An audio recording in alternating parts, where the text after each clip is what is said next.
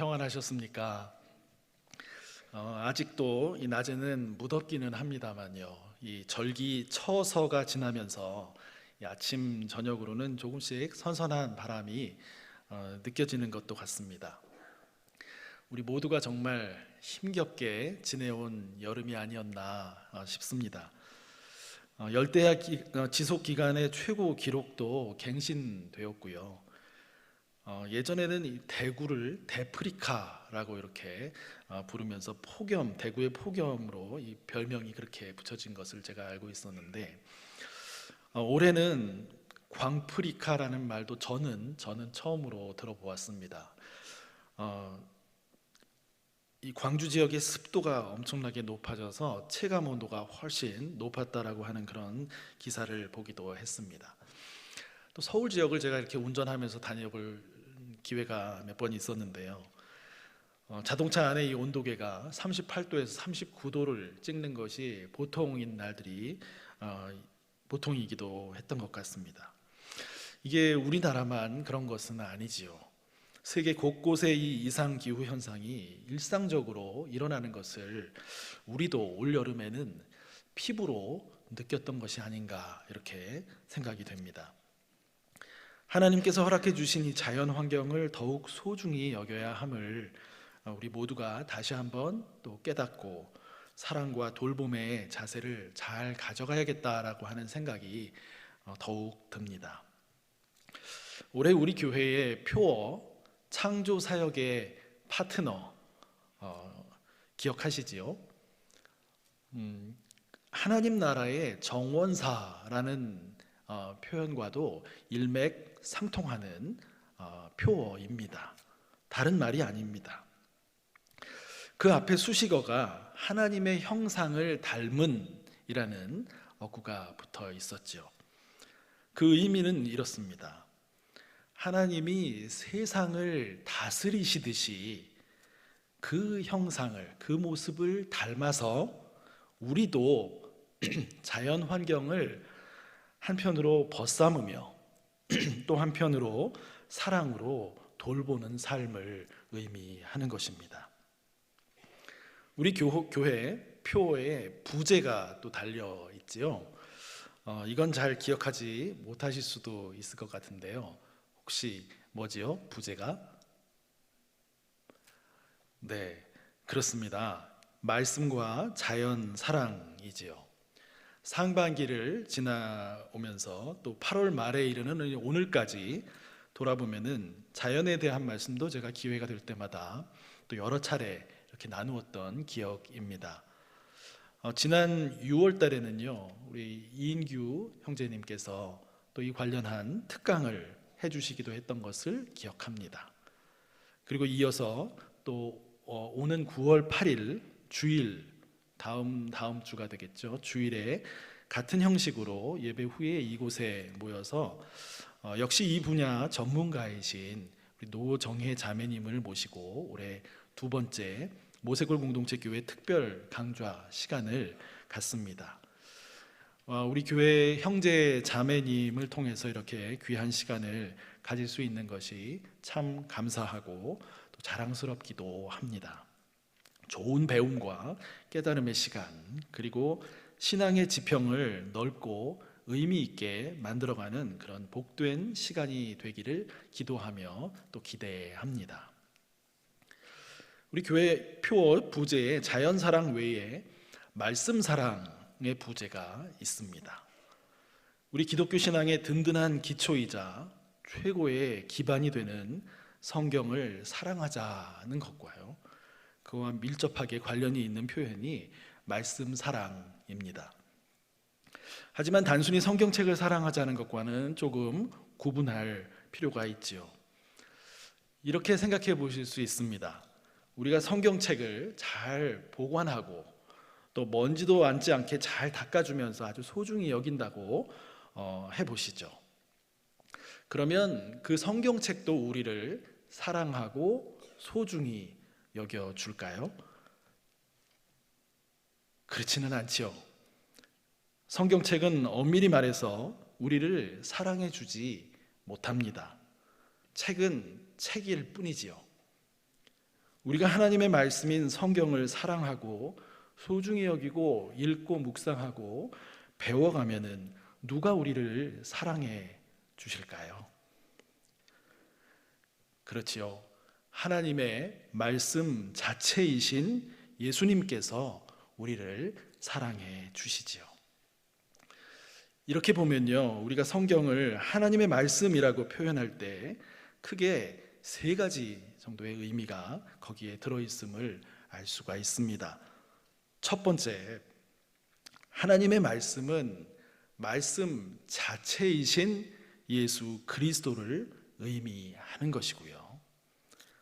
두 번째는 이 하나님의 말씀은 문자로 기록된 성경을 의미하는 것이기도 합니다. 그 성경을 읽고 묵상하고 공부하며 또 배울 때 우리는 성경에 계시된 예수 그리스도를 만나게 되는 경험을 할 수 있습니다.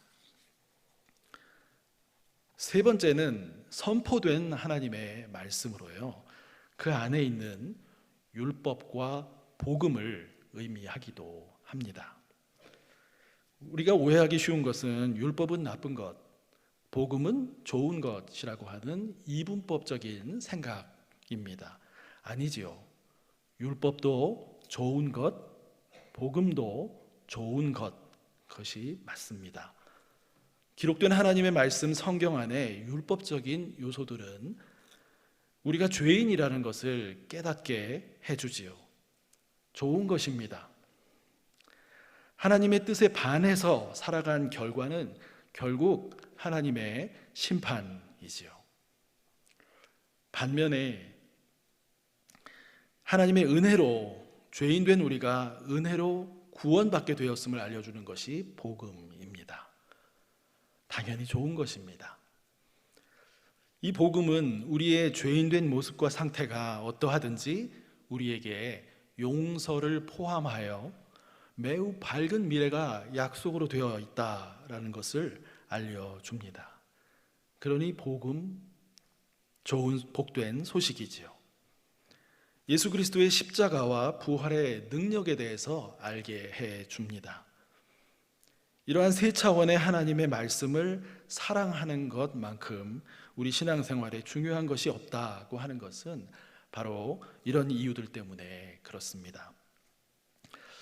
오늘 본문은 마태복음 12장 1절부터 14절의 말씀인데요, 하나님의 말씀 안에 들어있는 이 율법과 복음의 요소를 잘 포함하고 있습니다. 무슨 말씀인가요? 우리는 기록된 하나님의 말씀을 읽었습니다. 형제님께서 낭독해 주셨고 우리가 함께 마음을 집중하여 들었습니다. 그 내용 안에 율법적인 요소와 복음적인 요소가 들어있으면서 총체적인 희망의 메시지로 우리에게 말씀하신다라는 의미입니다. 이 희망의 메시지는 하나님께서 우리에게 들려주시고 또 알려주시기 원하시는 그런 메시지이신 것이죠. 그 핵심은 예수 그리스도의 복음이지요. 우리가 그 말씀을 듣고 새 힘을 얻으며 그 메시지를 주시는 분이신 하나님을 향해 사랑과 순종으로 화답하게 만들어줍니다. 여러분, 외국에 있는 교회들 가운데는요, 이 복음서에 예수님의 본문을 낭독한 뒤에 예배 중에 이 낭독자가 주님의 복음입니다, The Gospel of the Lord, 이렇게 말하게 되면 그 회중이 또 화답하는 그런 예배의 형식들이 있습니다.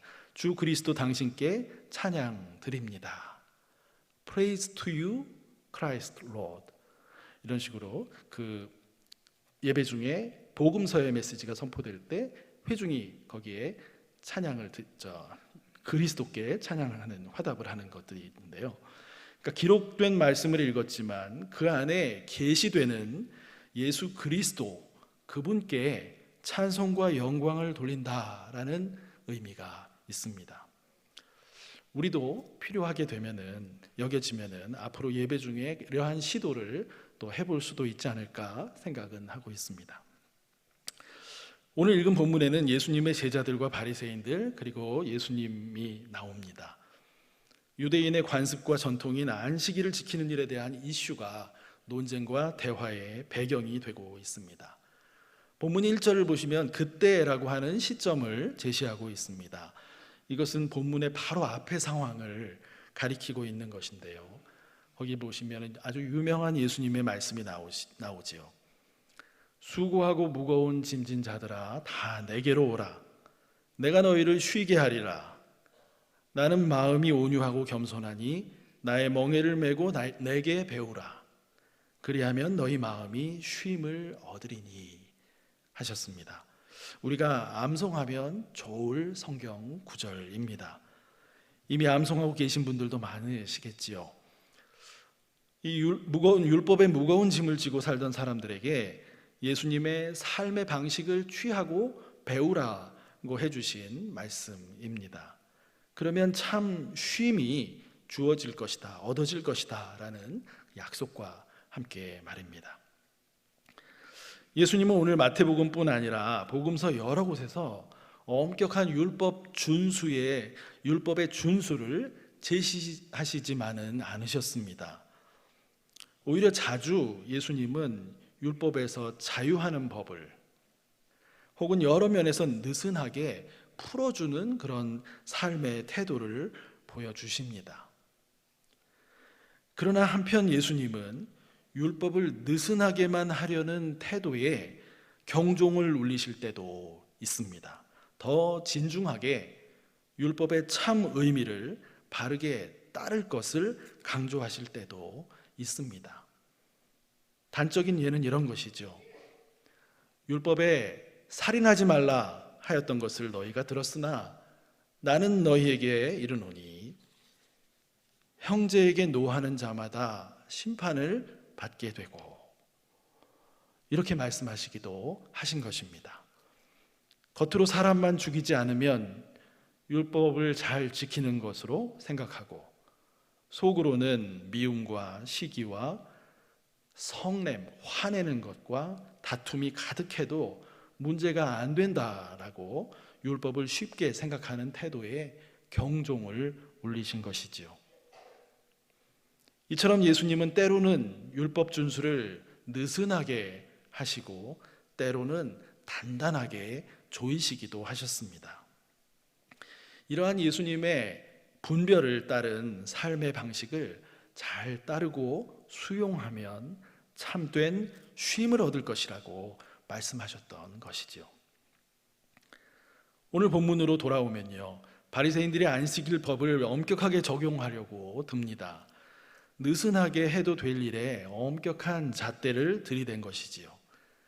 예수님의 제자들이 안식일에 밀밭 사이를 지날 때 시장에서 배가 고파서 이삭을 잘라 먹은 행동이 잘못되었다는 것입니다.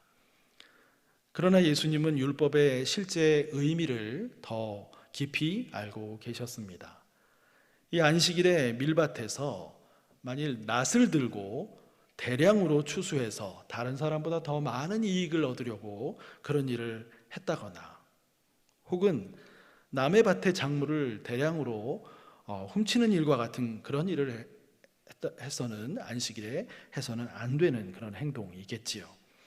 그런데 지금 바리새인들은 배고파서 개인적으로 밀 이삭을 조금 잘라 먹은 그 행동까지도 안식일이었다라고 하는 이유 때문에 그것을 이유로 문제 삼고 있습니다. 배가 고프더라도 배고픔을 참고 안식일에 제사를 드리는 것이 하나님을 한층 더 기쁘시게 할 것이라고 주장했던 것입니다.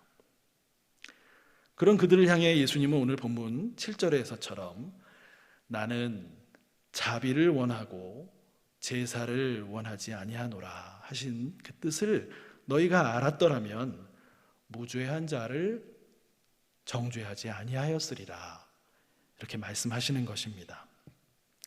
바리새인들의 지나친 율법 적용으로 이 무죄한 자, 즉 배고파서 안식일에 밀밭에서 밀 이삭을 조금 먹은 자를 죄인 취급하고 죄의식을 심어주는 일이 옳지 않음을 말씀하신 것이죠.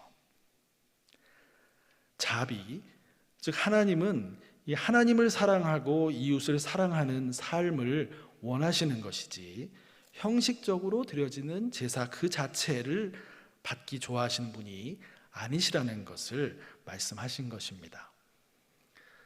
바리새인들이 이 뜻을 제대로 알지 못하고 있다고 지적하신 것입니다. 더 큰 문제는 그것으로 인해서 죄 없는 많은 사람들이 죄인 취급을 받고 죄의식으로 어둡게 살아간다라고 질타하신 것입니다. 그게 아니라는 것입니다. 오늘날의 수많은 이단과 사이비 종파들의 주요한 특징들 중에 하나는요, 이 성경 해석과 교리와 같은 것은 차치하고라도요, 그건 뭐 말할 것도 없이 잘못되어 있죠. 그 차치하고라도 그 조직을 이끌어가기 위한 어떤 규율만 지나치게 강조하고 복음이 없는 삶의 방식을 요구하는 것이라 할 수 있습니다. 자유함과 기쁨은 상상할 수조차 없게 되는 것이죠. 이단 사이비로까지 가지 않더라도 우리 많은 정통교회의 신앙생활도 의무감으로 또 벌받지 않기 위해서 혹은 신앙의 더 높은 단계로 올라가기 위해서 어떤 일정한 행위의 틀을 강요할 수 있습니다. 그럴 때 신앙생활의 큰 가치이자 의미라고 할 수 있는 자유함과 기쁨은 점점 멀어지게만 됩니다. 큰 방향의 수정과 조정이 필요한 것이 되는 것이죠. 이 질문을 했던 바리새인들을 향한 예수님의 대답은 두 가지였습니다. 하나는 성전에서 다윗과 함께한 사람들이 행했던 일을 언급하신 것이고요.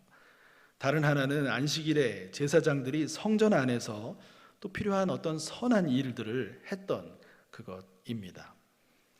이 두 경우 모두 율법을 범하여 어긴 일이 아니라는 것이었습니다. 다윗과 무리들이 성전 안에서 제사장 외에는 먹어서는 안 되는 그 진설병을 먹었던 것은 어떻다는 것인가요? 사울 왕으로부터 피해서 도망가는 중에 꼭 양식이 필요했던 상황에서 인정될 수 있는 일이라는 것입니다. 어떤 상황에서 어떤 이유로 그런 일이 발생했는가 하는 것도 옳고 그름의 판별에 중요하다라는 것이죠. 제사장들이 안식일에 필요한 일을, 더욱이 그것이 선한 일을 하는 행위는 안식일을 어기는 것이 아니라 어기는 그런 죄가 아니라는 것도 말씀해 주십니다. 그런데요, 이 예수님께서 드신 이 예들이 모두 성전과 관련된 예들이었습니다. 성전은 거룩하신 하나님을 만나는 장소였습니다. 다윗과 함께한 자들이 이 성전에 들어와서 진설병을 먹은 일, 그리고 제사장들이 안식일에 성전에서 선한 일을 한 것, 이 모두가 성전에서 벌어진 일이었습니다. 예수님은 그것들이 모두 죄가 아니라는 것을 말씀하시면서 상황과 동기와 이유에 따라 잘 분별해야 한다라고 하셨고요. 더더욱 선한 일을 하는 것이 안식일을 범하는 죄가 될 수 없다는 것을 말씀하신 것입니다. 그리고 나서 예수님께서 이렇게 말씀하십니다. 6절 말씀인데요, 중요합니다. 내가 너희에게 이르노니 성전보다 더 큰 이가 여기 있느니라. 그들이 그토록 소중하게 여기는 그 성전보다 더 큰 이에 대해 말씀하십니다.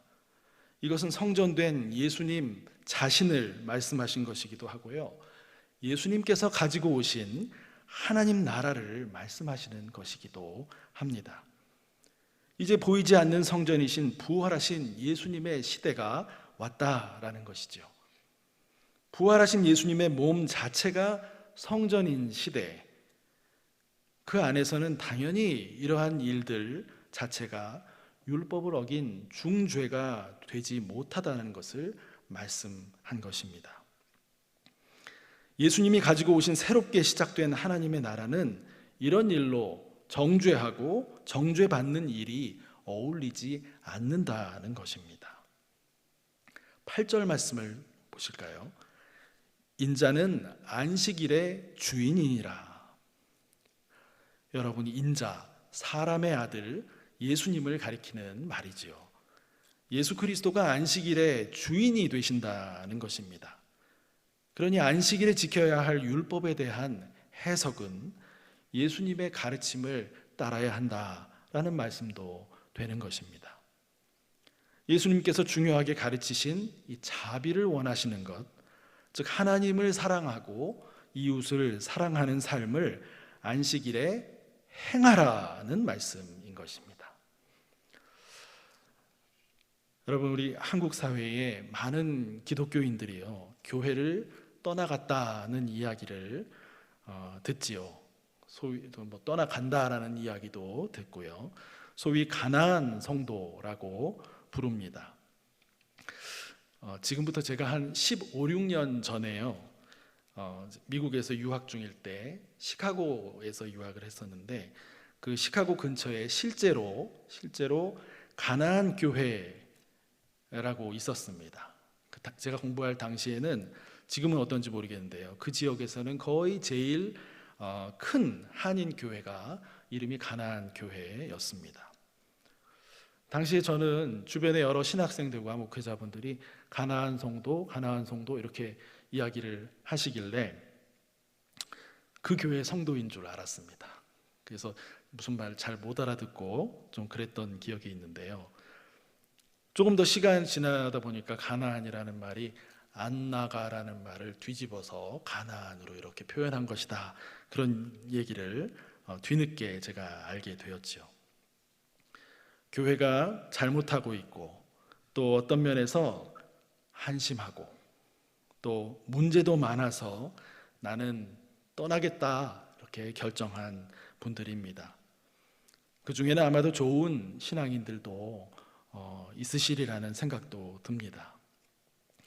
그러나 그렇게 교회를 정죄만 하고 비판만 하고 나 홀로 신앙생활을 해가는 일도, 그때 그 순간에는 어떤 의미가 있었을 수도 있고 또 어떤 이해를 할 수도 있지만은, 좀 더 우리가 긴 시간을 두고 보면요, 결코 그것도 건강해 보이지만은 않습니다.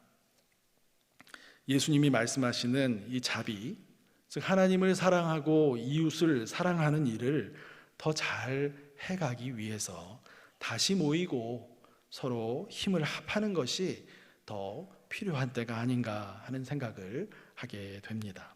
또 그렇게 되는 날을 기대하게 됩니다. 물론 교회의 갱신과 정화의 기본적인 토대와 방향성을 상정하고 말씀을 드리는 것입니다. 오늘 본문 후반부에는 안식일에 손 마른 사람을 고치신 이야기가 나옵니다. 9절에 보면은 그들의 회당에 들어가셨다, 예수님께서 들어가셨다 말씀합니다. 바리새인들의 회당이라는 뜻이겠지요. 예수님의 제자들, 그리고 마태복음을 기록한 이 마태 공동체의 그 제자들이 모이던 곳도 회당이었을 겁니다. 모임의 장소는 그 당시는 다 회당이라고 불렀습니다. 그런데 그들이 모이던 장소와 다르게 바리새인들이 모였던 그 회당을 이야기하는 것 같습니다. 바리새인들이 묻지요. 안식일인데 이 사람 고치는 것 옳습니까? 예수님의 답변이 흥미롭습니다. 예수님은 알고 계셨습니다. 그 당시에 에세네파라고 하는 아주 극단적인 경건주의자들은 안식일에 양과 같은 이 짐승이 구덩이에 빠져도 건져내지 않는다라는 것을 알고 계셨습니다. 또 바리새파 사람들은 이들과는 좀 다르게 율법 적용을 해서 이 정도는 용인했다라는 것도 예수님께서 알고 계셨습니다. 예수님이 물으시지요. 그래서 12절입니다. 사람은 양보다 얼마나 더 귀하냐? 그러므로 안식일에 선을 행하는 것이 옳으니라, 이렇게 답하셨습니다. 너희는 양을 구하는 것은 용인하면서도 사람이 더 귀하다라는 것은 인정하지 않느냐, 이렇게 하시면서 그 사람에게 손을 내밀라 이렇게 하실 때 손이 고쳐졌다라고 하는 이야기를 전해주고 있습니다. 예수님께서 이 율법 적용에 대해서 바른 가르침을 주신 것입니다. 예수님의 율법 적용 방식을 취하게 될 때 사람은 참된 쉼을 얻게 된다라는 것을 다시 한번 말씀해 주신 것입니다. 형제자매 여러분, 오늘 본문에서 우리는 당시에도 이미 그리고 오늘날에도 성전보다 더 큰 이가 여기 있느니라 하신 이 말씀이 유효하다라는 것을 볼 수 있어야 합니다. 하나님 나라를 가지고 오신 분이 살아 역사하고 계시다라고 하는 이 숨은 메시지를 들을 수 있어야 합니다. 사실 이것 자체가 복음입니다. 성전, 하나님과 인간이 만나는 곳, 그 성전보다 더 큰 이가 예수 그리스도시다라는 것이지요. 톰 라이트라고 하는 영국의 성공회 주교이자 신약 성서학자가 있습니다. 이분의 대표적인 책 중에 Simply Good News라는 책이 있습니다. 우리나라에서는 IBP 출판사에서 이것이 복음이다 라는 그 타이틀로 번역 출판되어 있는 책인데요, 예수님께서 죽은 자 가운데서 다시 살아나셨다라고 하는 그 단순한 사실, 그것이 복음이다 라고 그는 아주 단순하게 복음을 설명합니다. 예수님의 십자가 죽음에서 세상의 모든 죄와 악의 권세가 완전히 힘을 잃게 되었다라고 하는 이 역설적인 진리를 말씀하는 것인데요, 흠없고 의로운 분이 참으로 비통하게 순환을 당하며 죽음으로 넘겨져서 마치 비참한 최후를 맞이한 것처럼 보였으나 하나님이 그분을 새로운 몸으로 일으켜 세우신 일이 모든 인류에게 진정한 희망을 주는 사건이 되었던 것입니다. 그러므로 복음은 예수께서 죽으셨다가 사흘 만에 다시 사신 일 그 자체가 되는 것입니다.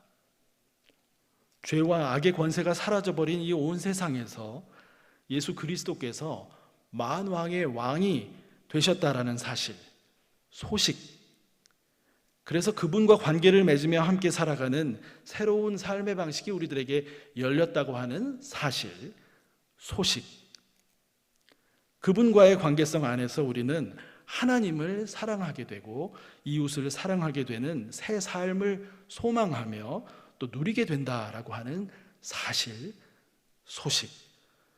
여러분, 이것이 복음이라고 라이트가 설명해 주는데 저는 이 안내에 깊이 감동이 됩니다.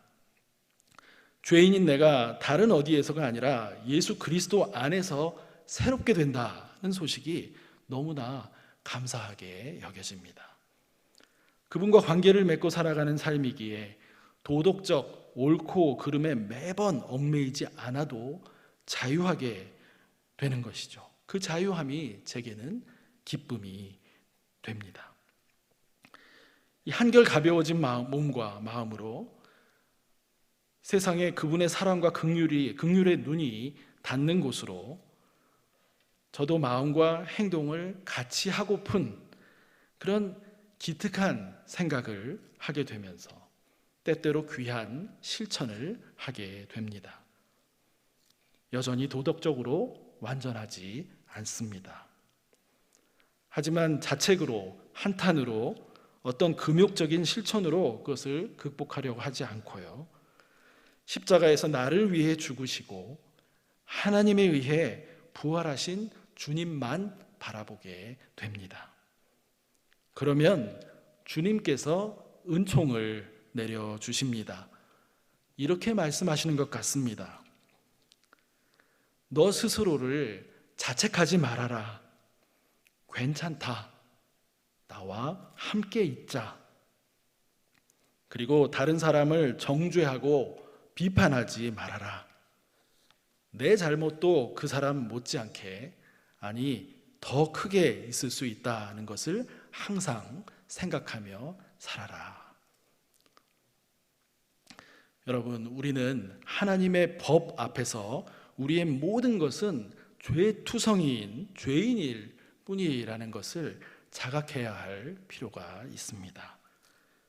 그러나 하나님의 복음 앞에서 다시금 그 죄인된 우리의 모습조차도 놀랍게 받아들여지고 있고 매 순간 우리에게 희망과 용기를 주시는 분이 우리 바로 곁에 계시다고 하는 이 놀라운 진리를 꼭 붙잡아야 합니다.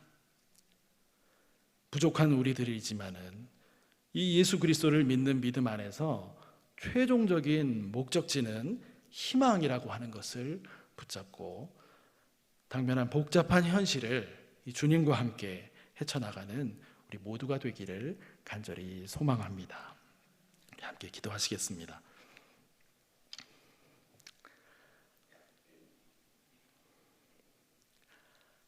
하나님 아버지 감사합니다.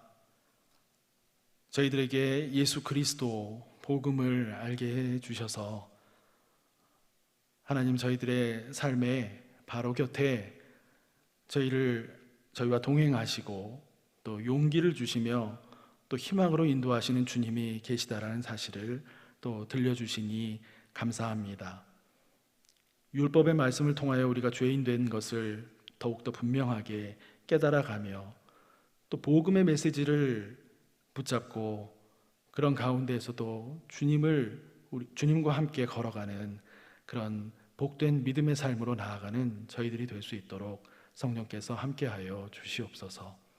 우리의 삶의 모든 것이 되시는 주님이시라는 것을 기억하며 주님과 함께하는 저희들의 삶이 주님이 원하시는 그 자비를 하나님을 향해 또 세상 이웃들을 향해 또 펼치는 그 통로가 또 저희들의 삶이 되는 그런 은혜의 삶 될 수 있도록 주께서 인도하여 주시옵소서.